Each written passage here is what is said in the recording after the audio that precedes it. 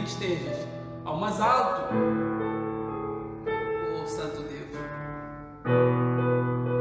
Obrigado, Senhor. Te glorificamos. Igreja, glorifica a Deus porque Ele merece toda a honra e toda a adoração. Amém. Seja louvado e glorificado o seu nome, Jesus. Aleluia. Aleluia.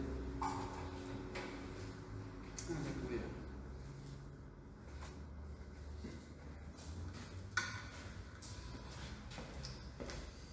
Amém.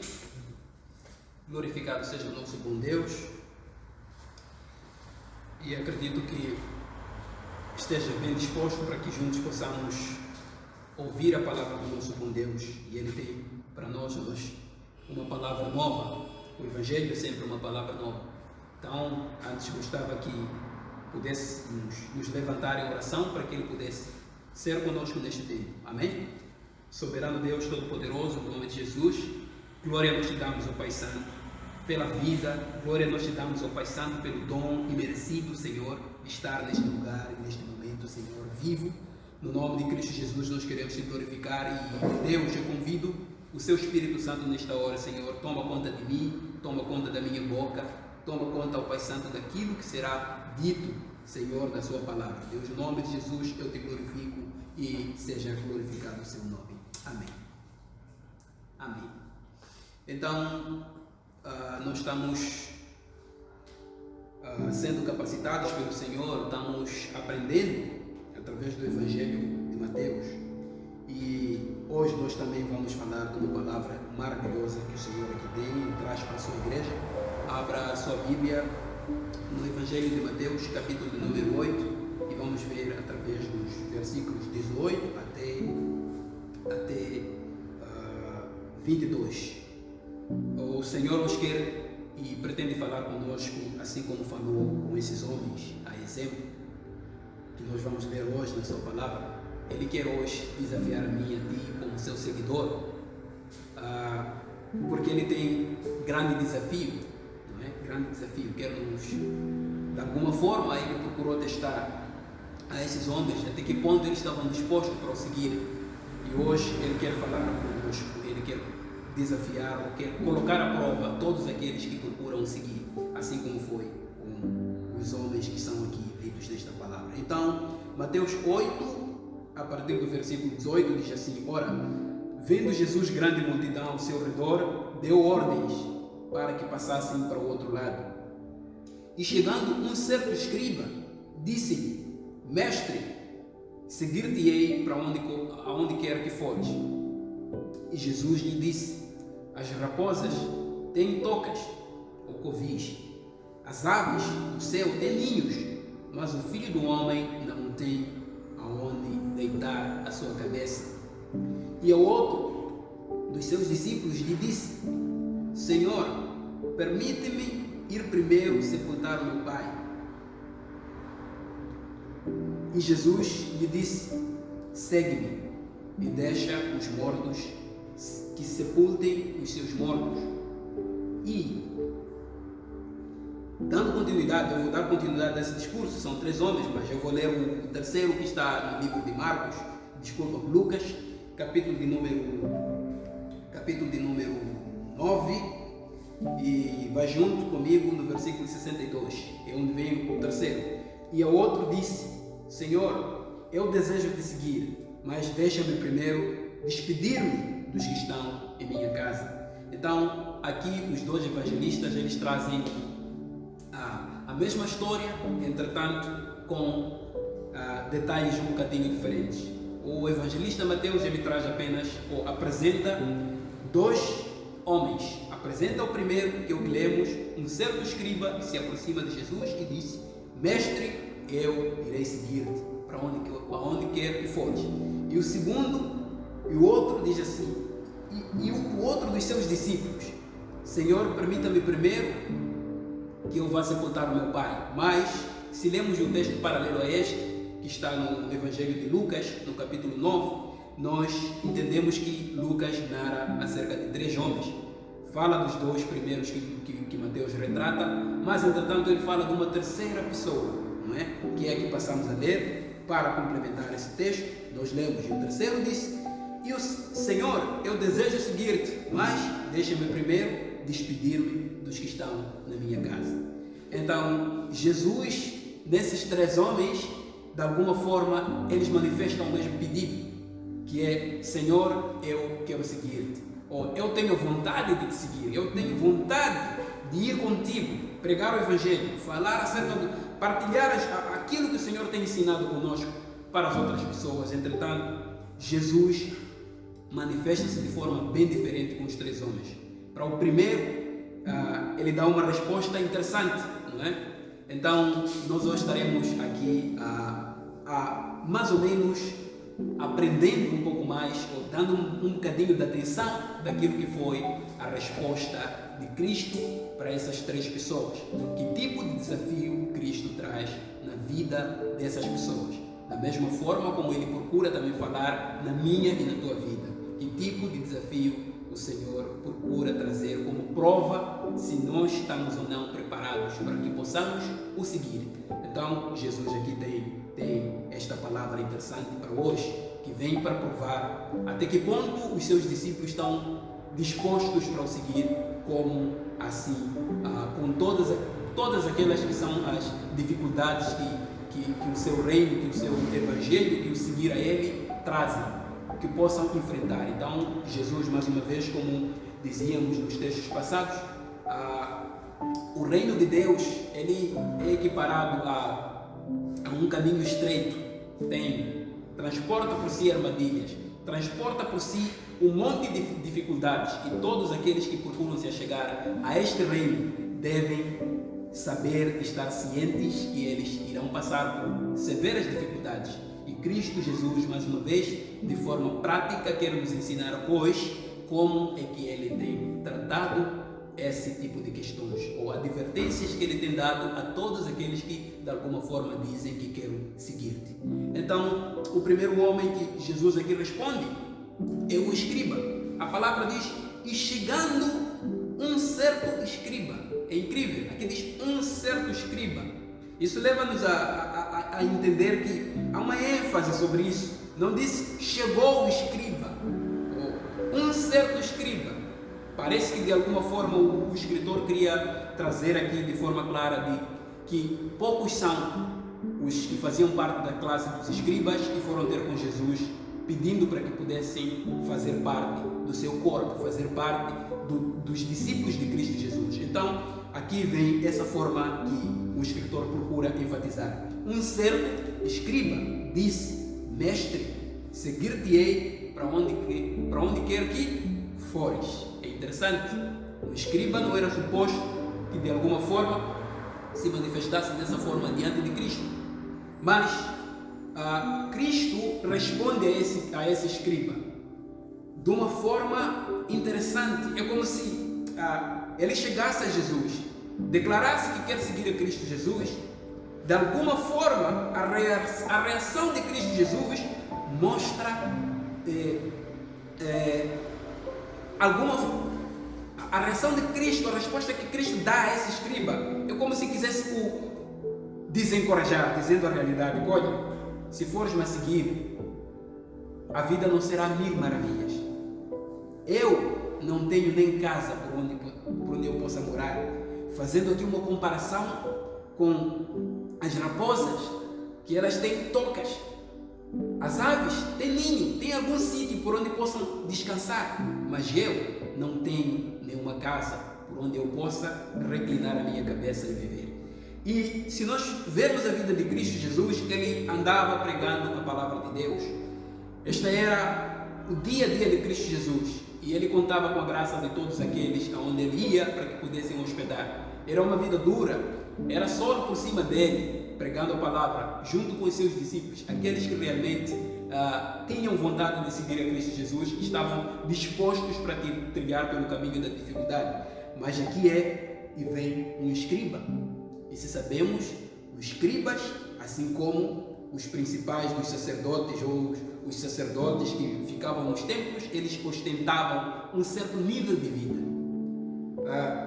Eram pessoas que estavam acostumadas a uma vida facilitada. Eram pessoas que estavam acostumadas a sentar-se na mesa e serem servidos do melhor que o povo tinha. Eram pessoas que estavam acostumadas de alguma forma a receber muitos louvores por parte do povo por aquilo que era o trabalho que faziam. Eram pessoas que de alguma forma estavam relaxadas, usavam estar diante da palavra de Deus ou pregar a palavra como uma posição de destaque, não na posição de servo como vinha a ser a obra de Cristo com os seus discípulos. Então, Cristo, sabendo da intenção do escriba, sabendo o tipo de corte em que ele fazia parte, assim como os principais dos sacerdotes, Cristo aqui declara que ele não é possuidor de qualquer tipo de bem. Ele até nem uma casa sequer tem para que possa reclinar a cabeça, como uma forma de dizer: realmente estás disposto de seguir, assim como ele diz, mestre, chamou Jesus de mestre. Seguir-te-ei aonde quer que fores, isto é, a qualquer sítio onde fores, eu irei te seguir. Mas aí está o desafio que Jesus Cristo traz para o escriba. Será que o escriba estava realmente preparado para passar sobre o solo, passar por tribulações, passar por perseguições, passar por todo tipo de calúnia, todo tipo de difamação acerca do Evangelho? Será que ele estava preparado? E Cristo aqui, de forma tão simples, conhecendo o coração das pessoas, conhecendo aonde era o comportamento desse grupo de pessoas, ele simplesmente disse que eu não tenho nem sequer casa onde morar. Até as raposas têm tocas, têm covis, as aves dos céus têm ninhos por onde possam descansar, mas eu não tenho nem onde reclinar a cabeça. Então, provavelmente aqui o escritor, apenas os 12 escritores, tanto Lucas assim como Mateus, apenas trazem essa abordagem para nós. Provavelmente aqui, se fôssemos para entender como ficou o rosto da pessoa, se calhar ele poderia ter ficado decepcionado e com aquilo não pudesse nunca mais seguir a Cristo Jesus. E se nós sabemos e conhecemos os discípulos de Cristo assim a dedo, não temos nenhuma história de que algum escriba, alguns dos discípulos de Cristo, era porventura um escriba que se tornou discípulo de Cristo. Como prova de que nós podemos assim afirmar, mesmo o texto aqui não dizendo que esse escriba ficou desiludido porque não é isso que ele esperava. Se calhar ele ficou tão impressionado com as maravilhas, os milagres que Jesus Cristo vinha fazendo, como podemos ver nos capítulos anteriores. Cristo Jesus estava realizando milagres e em Mateus aqui nós encontramos alguns dos milagres que nós aqui acompanhamos, como do leproso, do centurião. Depois chega na casa de Pedro, faz o milagre sobre a sogra de Pedro, é curada. E se vamos vendo no livro de Lucas, aí conseguimos encontrar um monte de milagres que ele foi fazendo, endemoniados que eram trazidos, ele ia curando, tudo nessa sequência. E chega um tempo em que o escriba se maravilha: uau, há um grande poder neste mestre, há um grande poder em Jesus. Provavelmente, se eu me aliar a ele, eu serei um homem farto, sentarei à mesa e comerei dos melhores banquetes e tudo. Aqui eu encontrei realmente um verdadeiro mestre, com olhos fitos em lucros próprios. Este escriba oferece-se para trabalhar em prol do Evangelho de Cristo, mas sabemos nós que o Senhor é conhecedor de todas as coisas. Ele traz aqui este que é o grande desafio, deixando de forma clara que o reino dele é um reino de sofrimento, é um reino que importa que as pessoas entrem através de trabalho duro, através de um trabalho árduo, através de aflições, através de perseguições, através de suor. Terão que fazer muitos trabalhos para que possam realmente glorificar o nome do Senhor como consequência do caminho que estão seguindo.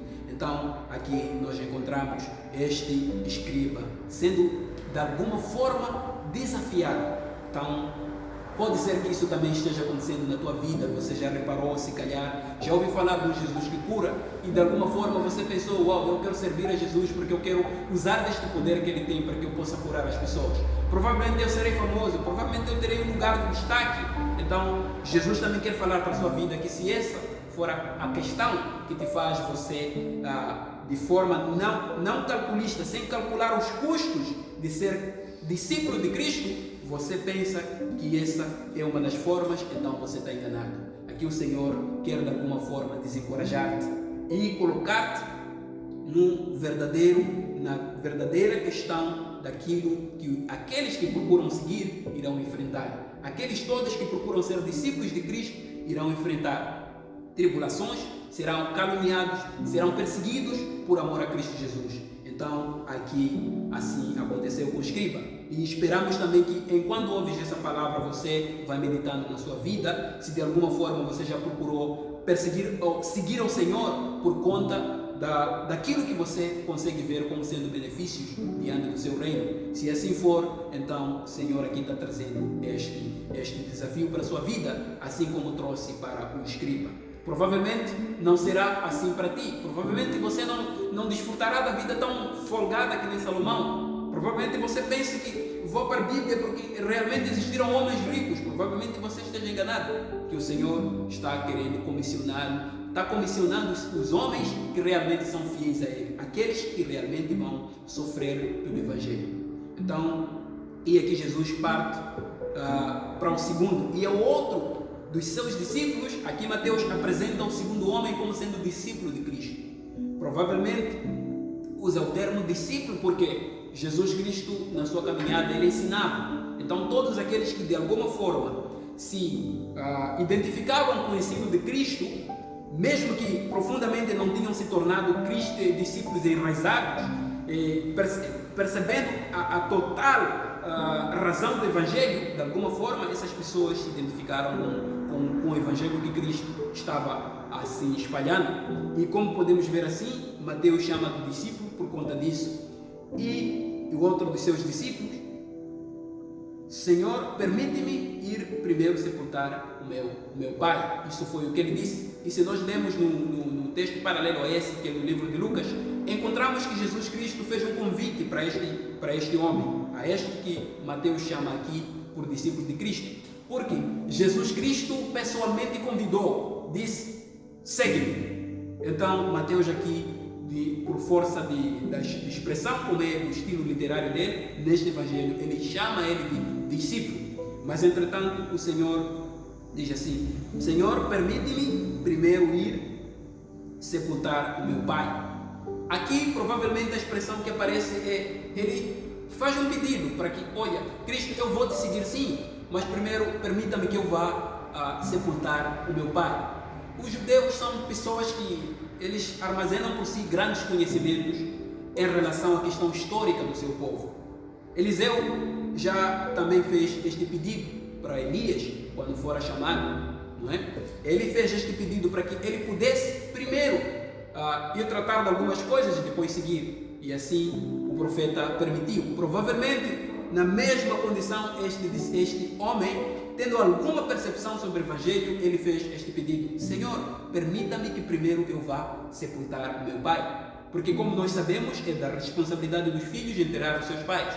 E aqui não quer dizer que o fato dele ter usado permita-me primeiro sepultar o meu pai, quer dizer que o pai estava realmente morto. Mas o mais provável, se nós fazermos um estudo, é que o pai estava numa idade avançada e que o que faltava era apenas que, pela velhice, pudesse morrer, e assim, pela obrigação que os filhos têm, que até que eles sepultem os pais, eles têm a obrigação de cuidar dos pais.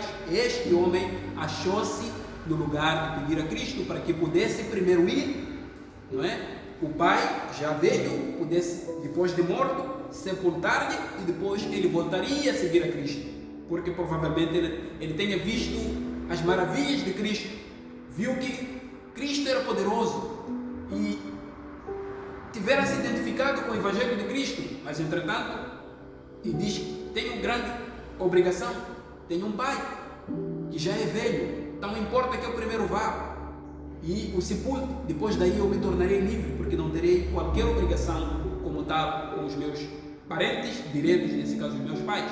É por isso que ele usa aqui a expressão: permita-me sepultar o meu pai. Não que o pai aqui tenha recebido uma mensagem que seu pai já morreu, não é nessa situação, não é nessa condição. É numa condição em que Cristo chama-lhe, diz: segue-me. Aí conseguimos ver no Evangelho de Lucas, e ele vê seguir a Cristo é realmente uma decisão de um compromisso muito sério, mas eu ainda tenho um pai que está numa idade avançada. Então, Cristo, por favor, permita-me primeiro que eu vá sepultar o meu pai e depois volte.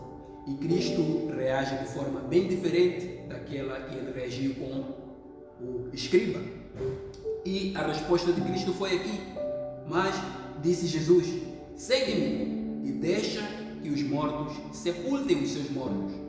Essa expressão para os nossos dias é como se o Senhor fosse muito duro, é como se o Senhor tivesse falado alguma coisa extremamente fora do comum, mas para os judeus, eles entendiam muito bem o que quer dizer o morto.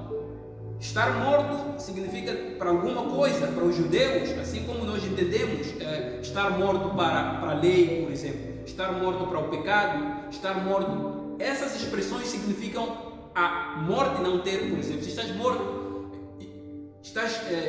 para o pecado, quer dizer de forma tão simples que a morte, o pecado já não tem mais influência sobre você. De forma tão simples significa isso: qualquer coisa em que já não mais tem poder sobre você, não tem influência. Para os judeus era muito fácil dizer que está morto para isso. Da mesma forma como todos aqueles que não aceitaram a Cristo, todos aqueles que ainda vivem pecando, aqueles que não vivem de acordo com a graça de Cristo, eles estão mortos espiritualmente. Então, também aqui encontramos essa expressão tão simples. Quando as pessoas morrem, a morte física, que é a separação da alma e o corpo. O que acontece quando estão lá na sepultura? As pessoas até podem estar a chorar porque estão carregadas de pranto, de sentimentos, não é? Mas podem trazer até coisas de tanto valor, perfumes, lá, roupas, objetos de valor, mas entretanto tudo aquilo não afeta aquela pessoa que já está morta, porquanto já não é afetada por nenhum tipo de sentimento. Assim como sabemos, os mortos não têm sentimento. Então, é como se eles estivessem mortos para as reações humanas, estão mortos para a alegria, estão mortos para a tristeza, estão mortos na sepultura onde tu vais, já não há mais nada que possas fazer, assim como Salomão diz no livro de Eclesiastes. Então, depois tu não tens noção de nada. Então, estar morto significa não estar sujeito a alguma coisa que tenha influência sobre você.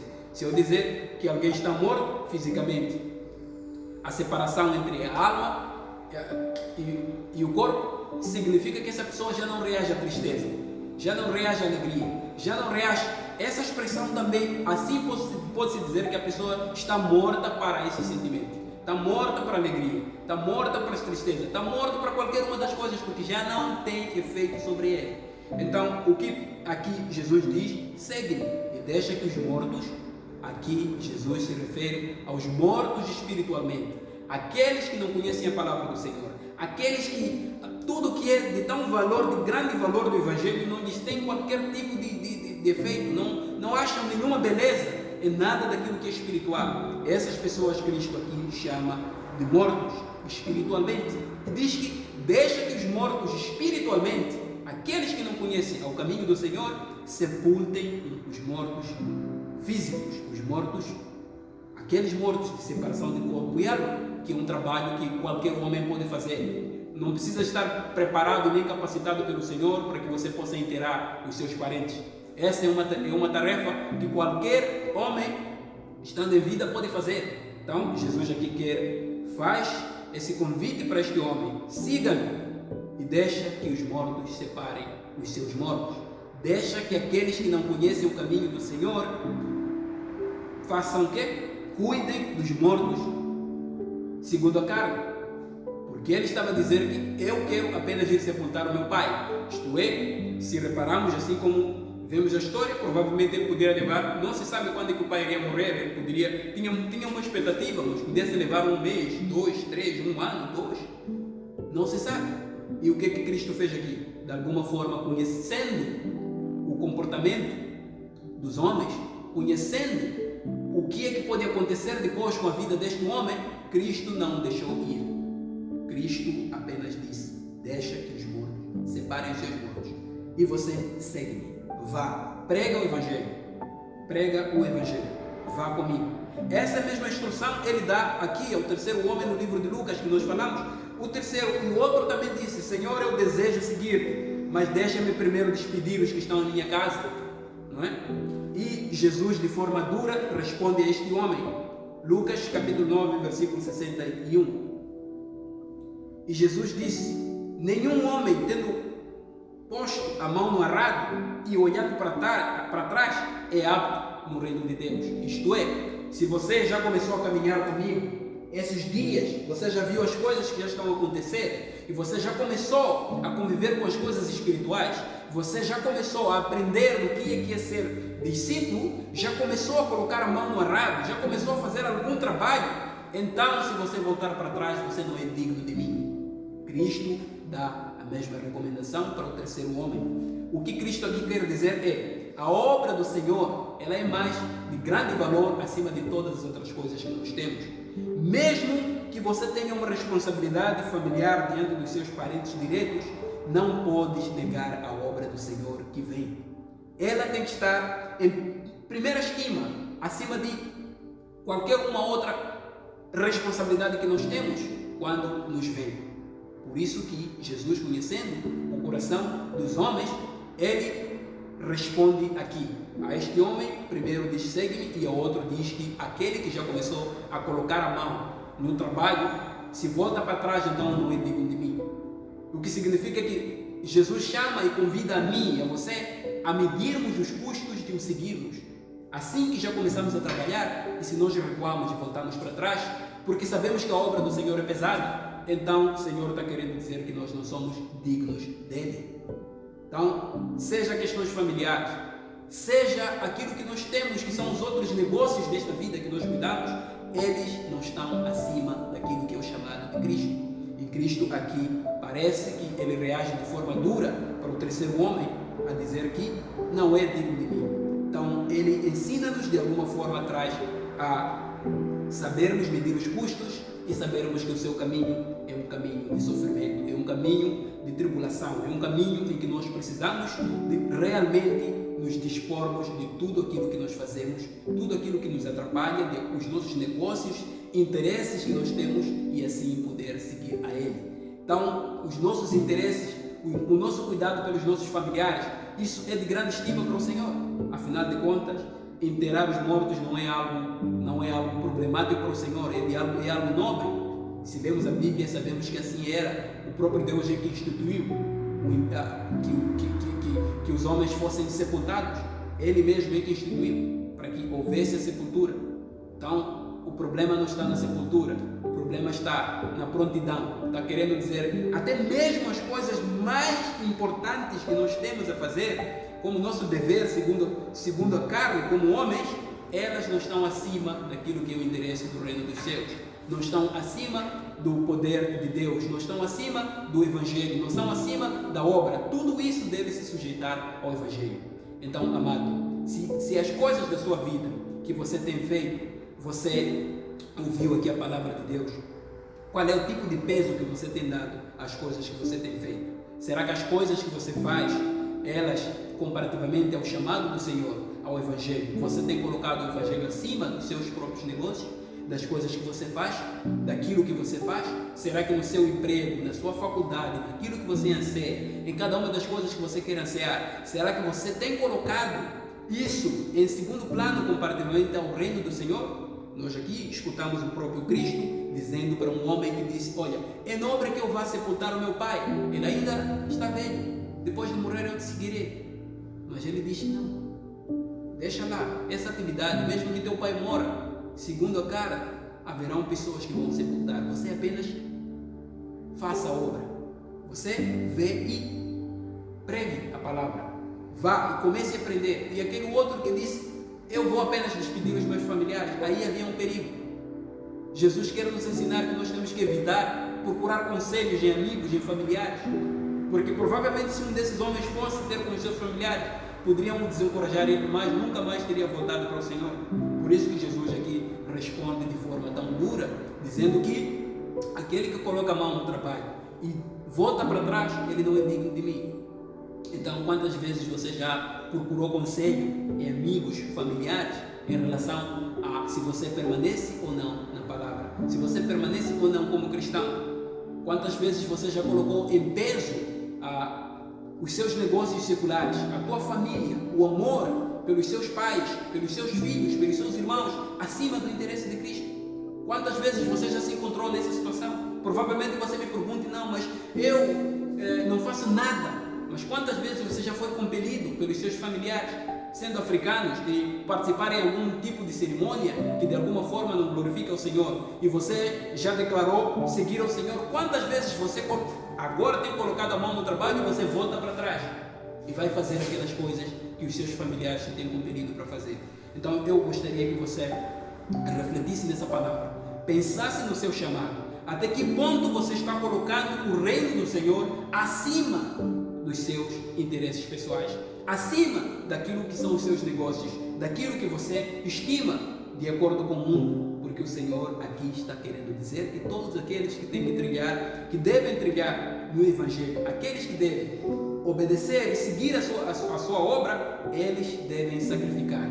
E esta é a palavra que o Senhor quer falar conosco, quer falar contigo hoje. Medite, amado. Ele tem nos ensinado. Diz que aquele que coloca o seu familiar, o seu filho, o seu pai, a sua mãe, acima de mim, ele não é digno de mim.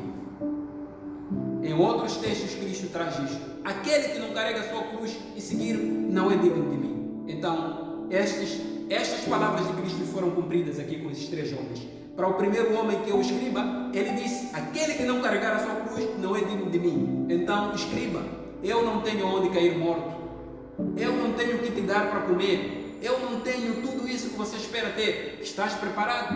E aqui nós poderíamos até concluir que nenhum dos discípulos de Cristo alguma vez foi escriba. O que quer dizer que a partir desta palavra que Cristo deu, ele terá pesado e ver que não vale a pena, porque os meus interesses estavam no bem-estar, estavam naquilo que eu queria, estavam na glória que eu poderia ter do povo, estavam nos banquetes que eu podia estar na primeira linha da frente das mesas, estavam na glória que eu poderia encontrar do povo. Então provavelmente você também na sua vida tem pensado assim. Então eu queria fazer aqui um convite, um apelo, todavia não eu, mas Cristo, para que você pudesse pesar como tem sido a sua caminhada com o Senhor. Se você realmente tem colocado a obra de Cristo acima dos seus interesses pessoais, acima dos interesses familiares que você tem, porque Cristo não encontra família, apenas Ele aqui vem nos colocar esse desafio para que possamos analisar até que ponto nós realmente aceitamos ser seguidores de Cristo. Porque podemos falar que seguimos ao Cristo, mas na primeira tribulação que vem, nós voltamos atrás. Então, amado, essa é a palavra que eu queria partilhar contigo. Medite durante a semana e nós vamos juntos estar partilhando aí nas nossas células de como tem sido o nosso comportamento mediante esta palavra. Amém? Então, vamos orar para que a graça do Senhor seja conosco. Senhor Deus Todo-Poderoso, no nome de Jesus, nós queremos te glorificar. Obrigado pela sua palavra, obrigado porque o Senhor tem capacitado a sua igreja, obrigado porque o Senhor tem nos capacitado, Deus, no nome de Jesus. Nós te glorificamos e queremos pedir, Pai, seja conosco. Ajuda-nos a nos firmarmos cada vez mais na sua obra, Deus. No nome de Jesus Cristo, nós te glorificamos e entregamos esse tempo para a honra e glória do seu nome. No nome do Pai, do Filho e do Espírito Santo. Igreja diga amém.